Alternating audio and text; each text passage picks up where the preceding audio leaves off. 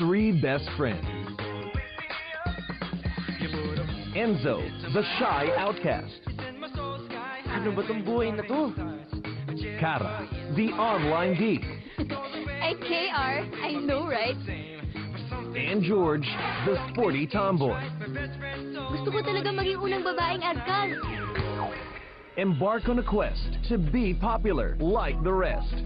Bakit ba lagi na lang tayong pinagtitripan tsaka pinagtatawanan?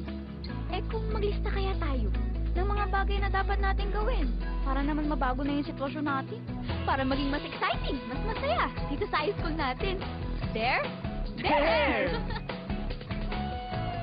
And in the course of their journey, they discover that the more they try to change, the more they realize who they really are.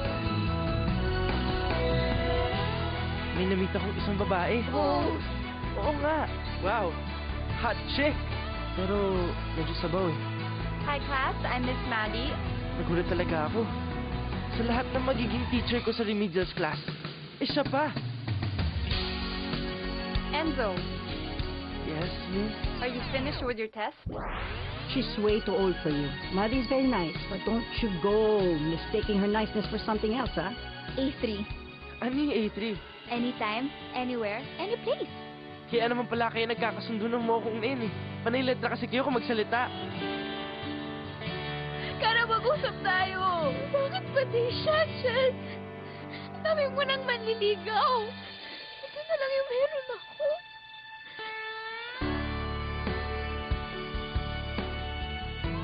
Ano mo ba ako? Best friend. Pare koy. Huwag mo akong titigan ng ganyan. Hindi kita tinititigan. Siya. Dapat, ipaglaban ko siya. Oh my gosh! Mas importante na ba siya kaysa sa best friend mo? Sabi ng daddy ko sa akin dati, wherever you go with all your heart.